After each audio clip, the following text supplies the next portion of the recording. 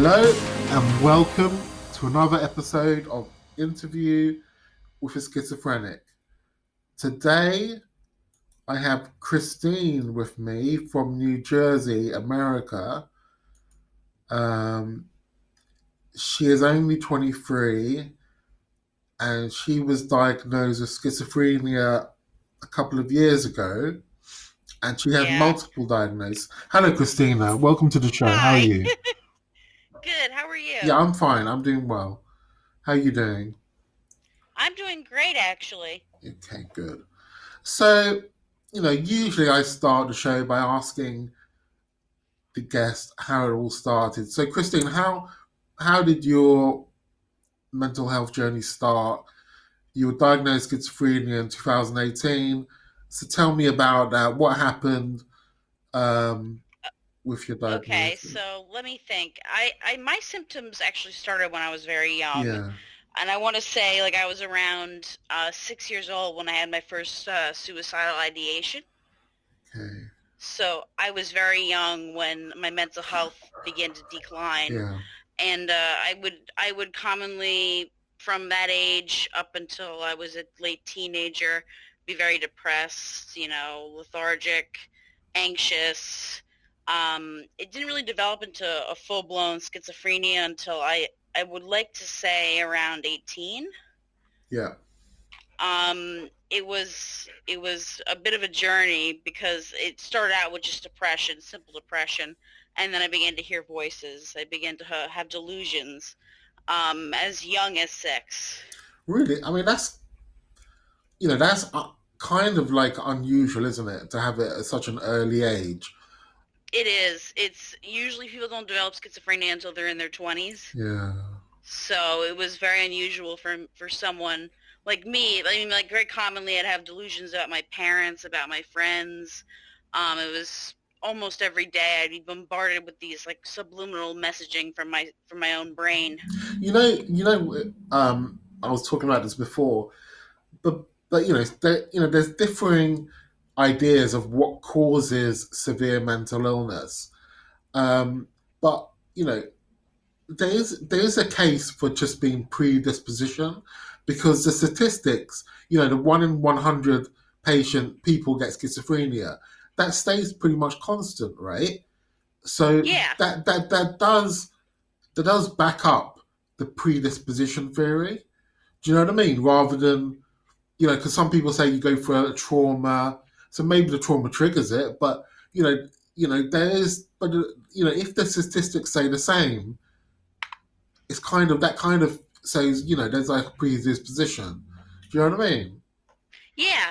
I do. I mean, there's a lot of theories behind why schizophrenia shows up. And one of the very common theories, like you said, it's a predisposition, like a genetic factor almost. Like Yeah. that's why if you have family history of certain things, then that's when you're going to develop it. I do have mental illness in my family, but no one else has schizophrenia. I was the first one to develop something that severe and that impactful in my life. Okay. So you're only 23. Um, you're but you started early, so that's okay. That's Yeah, because you sound what's the word? Quite lucid. You sound fine. Whereas for a regular person who was 23 and had schizophrenia, they might be in a chronic phase. Are you in a chronic phase or not? I think the reason why I sound so lucid and I sound so with it is because of my medicine. Yeah. Easily, because I take a Yeah. lot of pills, and they help me stay cognitively there. When I was younger, I struggled a lot with like schoolwork and all that stuff because of the disorientation you get from schizophrenia, and it got better as time went on. And as soon as I got on meds, it almost got 100% better. Like I don't hallucinate anymore. I don't have delusions. I don't have ideas of reference. I'm very with it. I actually think I saw on your profile on the net when I was researching you that you do take a lot of medication, don't you? I do. I think around 11 to 12 pills a day. Wow, yeah, that's quite It's unusual to be honest with you.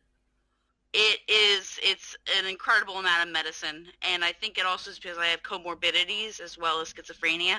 I have ADHD, I have the obvious depression. My schizophrenia is actually schizoaffective bipolar type. Yeah. So, yeah, I get the bipolar aspect of bipolar illness as well with the schizophrenia. So how does those medications affect you? They help me greatly, and I honestly could not be the way I am right now without them. I mean, I'm working a very stressful job. I'm living life with friends and family, and I'm trying to get myself out there and be active in my community and stuff.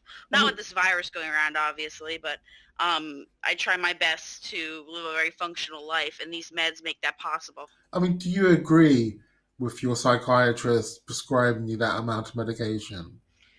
I was at first very hesitant because I was always the person growing up saying, "Oh, I don't want to take pills. I don't want to take pills. I don't want to ever take pills." Yeah. And that's what made me resistant to getting treatment so young.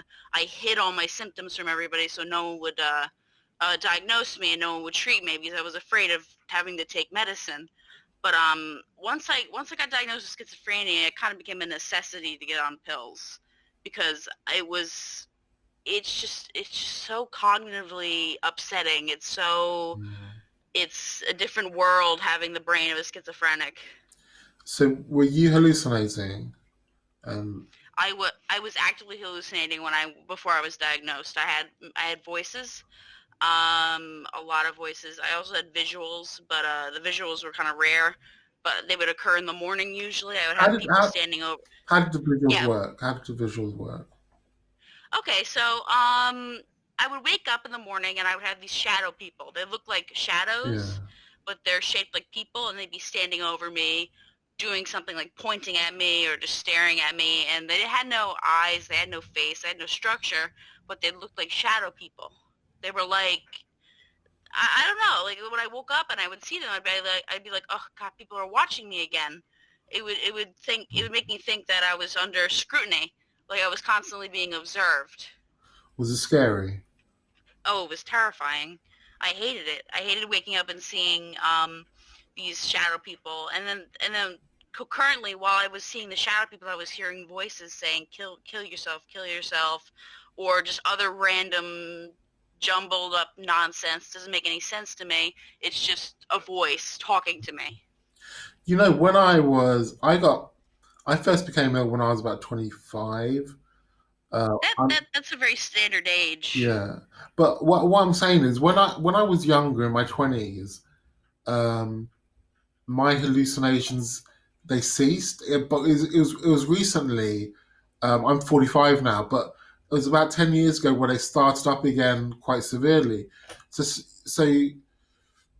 when you're young and strong, that's good, but you just got to be careful when you get older as well, because what happened to me, I think. But I guess there's no, obviously it's different for everybody. I think. Yeah, Um, I think the resurgence of symptoms is usually due to medication stopping its yeah. actions on you. It's usually when your body, they say every 9 years your body cycles out the medicine that you take. That means you have to start up a new pill, a new regimen, as opposed to the old one. At least that's what my psychiatrist tells me. She says that eventually your body gets used to the substance you're taking, and then you can have a resurgence of symptoms. So I'm always wary of if I'm hallucinating or if I'm having a delusion, whether or not it's new or it's old or I've never heard that before. Um, because yeah, my psychiatrist, it's different. I sometimes think maybe the medical advancements. Medicine's more advanced in America than in Britain. Um, but my psychiatrist has never said that to me, um, because I definitely have noticed that getting used to the medication and and had a resurgence of symptoms. That is kind of interesting. Yeah. It doesn't happen to everybody. Some people are able to take one pill for their entire lives and be okay. Okay. They think that schizophrenics are notably more resistant to that. Like our brain works around the chemicals that we put in our body, and they set ourselves up for failure basically because the brain wants to be diseased. It wants to have that because that's just how we're wired, from birth or whenever. We are wired to have this draw to a mental illness. So, Christine, you told me earlier you actually work as a psychiatric nurse. I do, yes. So that gives you quite a unique perspective in your day job. So why don't you tell us a little bit about that? Okay, so I work on a children's ward for mentally ill children. Yeah. It's in a psychiatric hospital in New Jersey. It's very it's a nice place to be because it's from compared to the psych wards I've been on as a patient. It's very vibrant. It's very friendly. It's very warm. The staff are great. Because I always think about my times when I was in the psychiatric ward when I was younger, and I think of it as a very negative experience. Mm. So I try to make it positive for the kids by being friendly, helpful, because a lot of these kids are young and they're getting started on these medications that are very detrimental. So you want to be able to take care of them, help them understand what's happening with their brains and their bodies, stuff like that. So how did when you applied for the job, how did that work with you having schizophrenia and these various conditions? I mean, did you face discrimination? I mean, what was that like? Um, I don't really know if I faced discrimination. I did not bring it up in my interview. I kept it very simple. Like I'm a nurse. I'm trained classically as a nurse. I just want to help people. Psychiatry is my forte. I didn't say why it was my forte because it's my focus in life because I am mentally ill myself. But I kind of kept it out of the interview. I do not bring it up at work. I keep it to myself just so no one knows. I think maybe one other nurse knows. I think I told her because I was taking the same pill as one of our patients, and I'm like, oh, this pill makes you thirsty, so we're going to have to give her water. And that led to, how'd you know that? And I was like, well, because I take it. So Yeah. it was like, you should have seen kind of like the face you get, the response you get from revealing something like that. It was lithium. And lithium is known to make you thirsty. So I said, yeah, lithium makes you thirsty. We're going to have to get her a lot of water, like a water bottle or something. And she was like, how'd you know that? And I said, well, I take it. And she's like, oh, okay. Yeah, it never was brought up again. I don't think I've ever faced But you, discrimination. but you, but you were thinking about that, weren't you? I mean, if you didn't mention that. Oh yeah. Oh, I was thinking about like what was gonna happen if I said this, and so I said it, and it was okay. She seemed to be fine with it. Like people don't always ask. Not everyone's curious, especially nurses. We just want to know why you take it, just for your health reasons, not really for like, oh, this person's like a mentally ill crazy person. You know what I mean? Hmm. So how about your friends and family? How do they? I mean, obviously you've had an illness from a young age. So, but how do they treat you? Did you notice them treat you any differently because of your schizophrenia diagnosis? I did. I had a long-term boyfriend at the time who, when I was diagnosed, who left me almost instantly. Yeah. So he said he was done. I'm like, all right, I guess that's it. And he was like, yeah, I can't be with you because you're too crazy. And I was like, okay. But all my friends and family have been very supportive. They've been understanding of my hallucinations, understanding of my paranoia. They've been very supportive. It's just that one person was enough to upset me over my diagnosis, and that's when I told myself I will keep it to myself unless the time calls and I need to reveal it. Yeah. I think. And so, what about at school as well? When you were at school? Um, at school I got judged because specifically in college because I was sectioned. I was, I guess, Baker acted. I want to say my junior year. Yeah, my junior year of college, and everyone knew because I was missing for about a week and a half, and everyone assumed the worst. And the hard part was telling my professors that like, oh, it's because I was in the hospital, and I really don't want to tell you why, but like I had a crisis and I needed to be addressed. And so the peers did see me differently because they saw me getting let out into an ambulance at my therapist office, and they were like watching it happen because it was right between class changes. So yeah, it was a little upsetting because I knew everyone would treat me differently once they saw me again, and they did treat me differently. They did judge me, and they did question me and all that other stuff. Yeah. He said that is definitely what I find to be quite a difficult aspect of having schizophrenia, because you can't. I mean, you kind of you do. Like any severe illness, you do need support, um, and it's always difficult with schizophrenia. You're double guessing yourself because you're second guessing yourself because you're thinking, if I tell the truth, this person is going to get afraid and just not speak to me. When really you just everybody needs a kind word and a bit of support. Um, Exactly. so that's tough. That's tough. So yeah. So you've had hallucinations. Do you want to speak about your delusions? Is that something you want to share? Oh yeah, yeah, sure.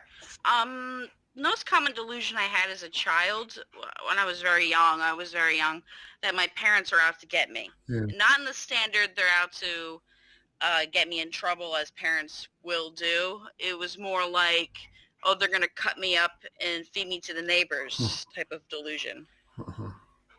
It was the weirdest delusion I ever had, and it was persistent. It lasted for about a year. I was afraid of my parents in every aspect, and they had no. My parents are great. My parents are great people. They've done nothing wrong to me. I mean, we all make mistakes and stuff, but they've been excellent. They've been ultimately supportive and very loving and kind about everything. But at that young age, my delusion was that they were trying to make me eat a lot, and then they were gonna kill me, and then we're gonna feed me to the neighbors. You know, you, So I refused. I refused to eat, and I would often starve myself because I was so afraid of that. I think when you're young, your parents are such a big figure in your life. So I reckon that makes sense. Yeah, you would have delusions about your parents. Even when I was first became ill, I used to think my parents were trying to poison me. I remember once they made some dinner and it was wrapped up in foil, and that's the first time I'd seen that, and I thought I just got poison in it, and I didn't eat it, and afterwards I felt really guilty. I thought they made me a nice meal, and I was like you know, being stupid about it, and but yeah, that's just part of it, isn't it? Yeah. So what else? What other delusions have you gone through? A lot of delusions of persecution. Mm. So, for example, I would think that everyone's talking about me, everyone's reading my thoughts, everyone's thinking that I'm I'm crazy, even though this is before I had the definition of crazy really set out, before I was diagnosed. Yeah. This was when I was really young, and I would often think that people were reading my thoughts, so I would change my thought pattern around, try to fool them, and if they looked at me funny, that means they caught me changing my thoughts. Yeah, I know what you mean. Okay, fine. And because yeah, I find the delusions with schizophrenia are quite tough because obviously you're second guessing your mind. You can't trust your mind, can you? Which can be very scary. And what I was going to say is, what do you think?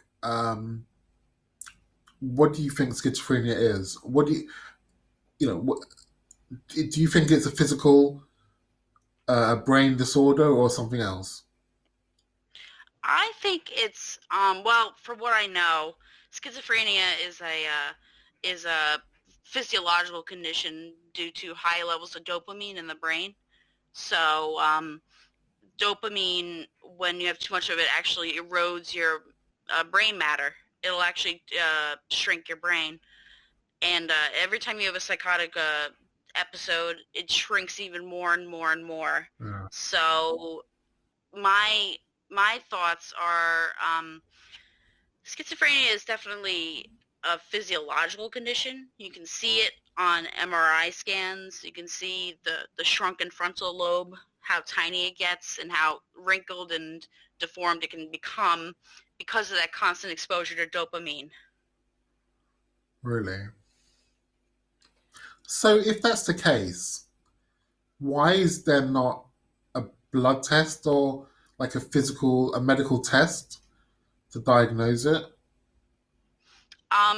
From my understanding, you can diagnose it with an MRI scan.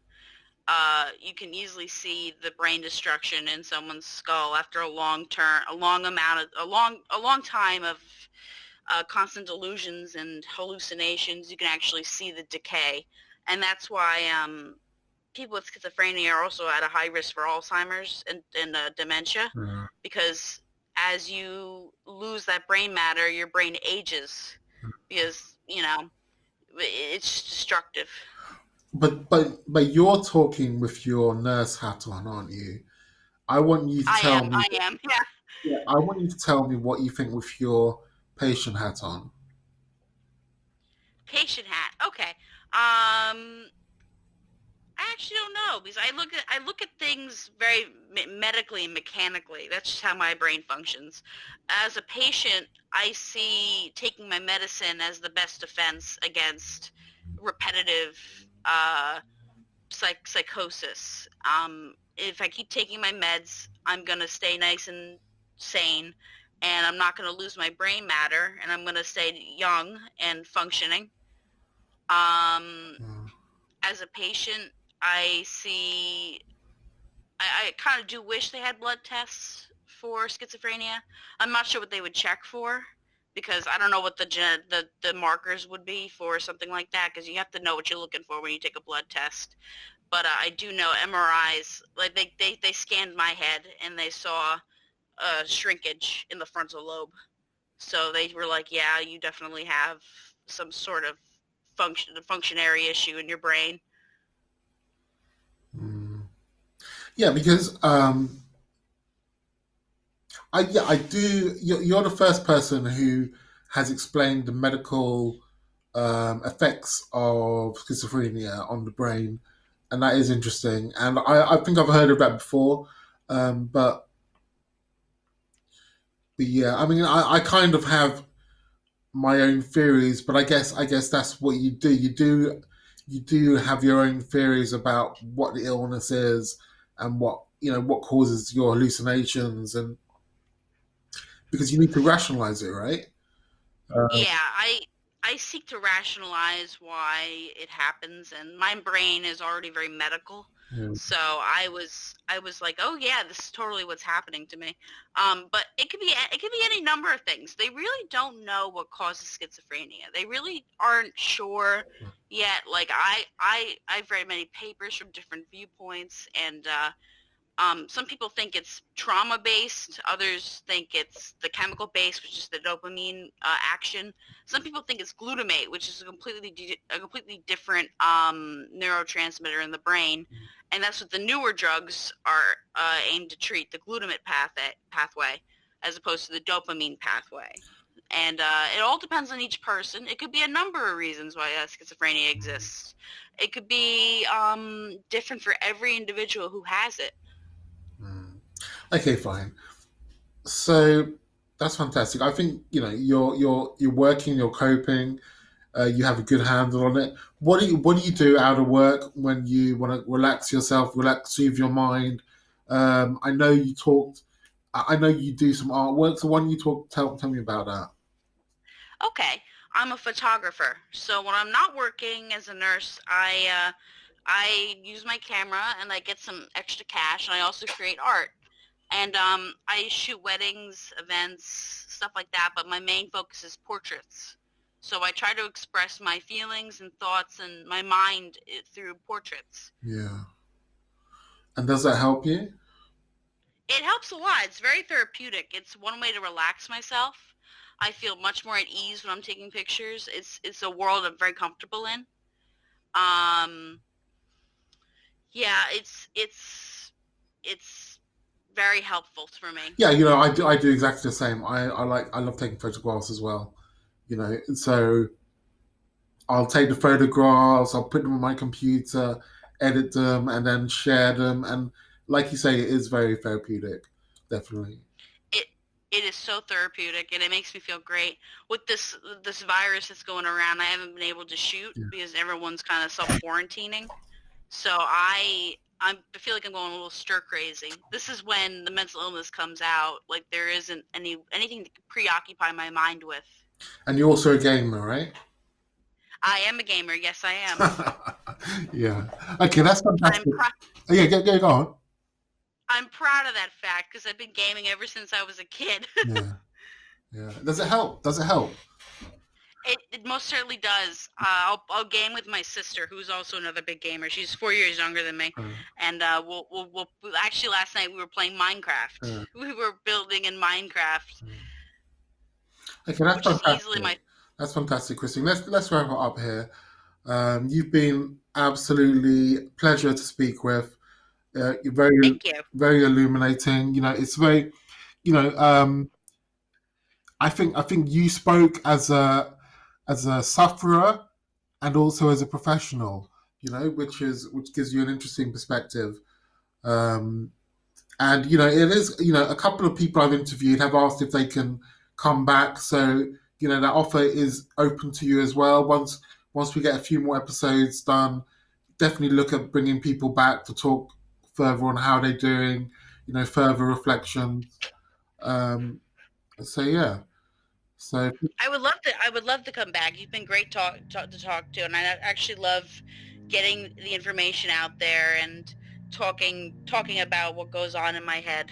yeah, I think that's we just got to talk more, and it's fantastic.